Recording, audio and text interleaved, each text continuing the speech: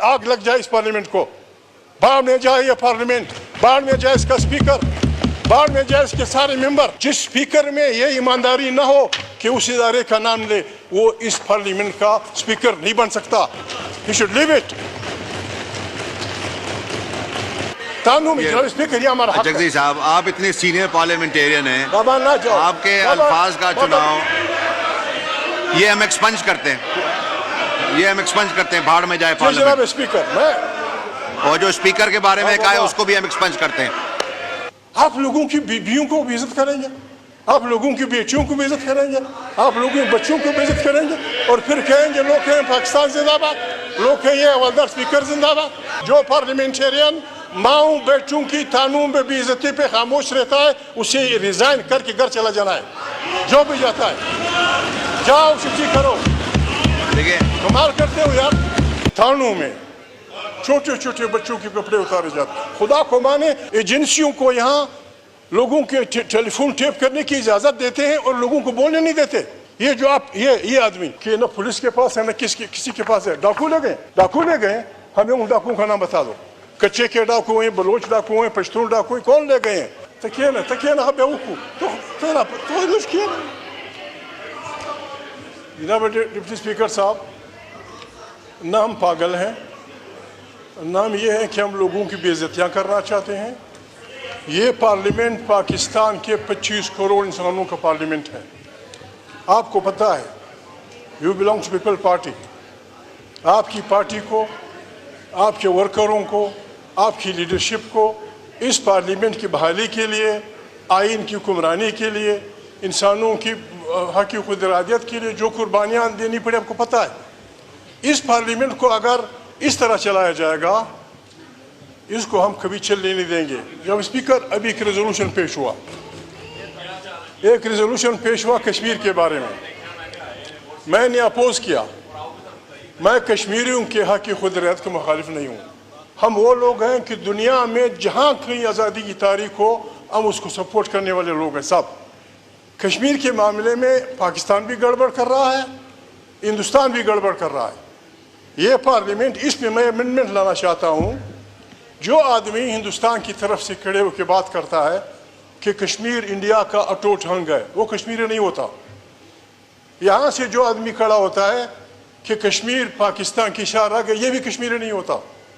कश्मीरी की रूह से पूछा जाए, दोनों तरफ के, यहाँ के वहाँ के, उनसे पूछा जाए, अगर वो अपनी मर्जी से इकट्ठे हिंदुस्तान में जाना चाहते हैं, गुड बाय। अगर वो अपनी मर्जी से पाकिस्तान में आना चाहते हैं, वेलकम। और अगर वो कहते हैं कि हमारी जान छोड़ो, आप भी हमारी जान छोड़ो, हिंदुस्तान भी हमारी जान छोड़े, हम आज़ाद कश्मीर एक मुस्लिम स्टेट बनाना चाहते हैं, it should be part of this resolution. दूसरी बात जनाब स्पीकर, ये आदमी, जनाब स्पीकर, शर्म की बात है, शर्म की बात है। पीपल्स पार्टी ने जो मंशूर आइन बनाया था, उसमें यह था कि 15 days before the parliament sitting, 15 days after the parliament sitting, no member can be arrested. वो तो हमने बिगाड़ दिया है। एक मिनट, अली मोहम्मद किए ना, अली मोहम्मद तराशा, जनाब स्पीकर, शर्म की बात है। कल इस पर बात हुई,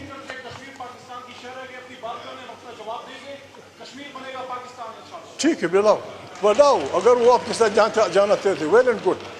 मैं कहता हूँ कि उनसे रूह से पूछो, अगर वो आज़ाद स्टेट बनाना चाहे, जी, ये उनकी अपनी मर्जी। जनाब स्पीकर, कल आपकी जगह स्पीकर बैठा हुआ था, मैंने आज गुस्से में कहा कि हवलदार स्पीकर, हवलदार इसलिए जनाब स्पीकर, खुदा को माने 25 लाख करोड़ इंसानों का वो है। आप एजेंसियों को यहाँ लोगों के टेलीफोन टेप करने की इजाज़त देते हैं और लोगों को बोलने नहीं देते, लोगों को आप बहस करने नहीं देते।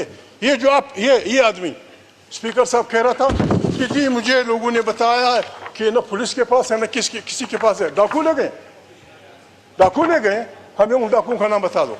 कच्चे के डाकू हैं, बलोच डाकू हैं, पश्तून डाकू हैं, कौन ले गए हैं? जो ले गए हैं, जिस स्पीकर में ये ईमानदारी ना हो कि उस इदारे का नाम ले, वो इस पार्लियामेंट का स्पीकर नहीं बन सकता। He should leave it. हम कहाँ जाएं? ہم کہاں جائے, غریب آدمی کہاں جائے؟ موحدری صاحب, یہ لڑکا وہ لڑکا.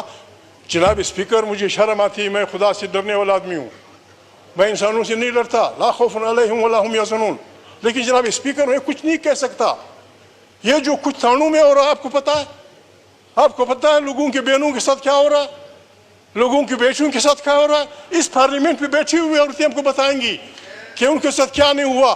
اس پہ ہماری پارلیمنٹ نہیں بولے گی. آگ لگ جائے اس پارلیمنٹ کو, باہر میں جائے یہ پارلیمنٹ, باہر میں جائے اس کا اسپیکر, باہر میں جائے اس کے سارے ممبر. جناب اسپیکر, آپ لوگوں سے پوچھو, خدا کو مانے, خدا کو مانے. جناب اسپیکر, چھوٹے بچوں کو تانوں میں جناب اسپیکر, یہ ہمارا حق ہے. جگدیش صاحب, آپ اتنے سینئر پارلیمنٹیرین ہیں, بابا نہ جاؤ, آپ کے الفاظ کا چناؤ یہ ہم ایکسپنج کرتے ہیں, یہ ہم ایکسپنج کرتے ہیں, بھاڑ میں جائے جناب پارلیمنٹ. اسپیکر, میں اور جو اسپیکر کے بارے میں کہا ہے اس کو بھی ہم ایکسپنج کرتے ہیں. جی بابا, جی پٹیل بابا, پٹیل بھائی زندہ باد. جناب اسپیکر, میں عرض کر رہا ہوں, جناب اسپیکر, میں عرض کر رہا ہوں, یہ سب میرے ماں باپ چھوڑ تکیے نا بابا, ہم نہ آرام سے بابا. صحیح اگر جو پارلیمنٹیرین, میں پھر کہتا ہوں, میں آپ کی خاطر, جو پارلیمنٹیرین ماؤں بیٹوں کی تانوں میں بے عزتی پہ خاموش رہتا ہے, اسے ریزائن کر کے گھر چلا جانا ہے. جو بھی جاتا ہے, جاؤ چھٹی کرو. دیکھیے, کمال کرتے ہو یار. جناب اسپیکر, جناب اسپیکر,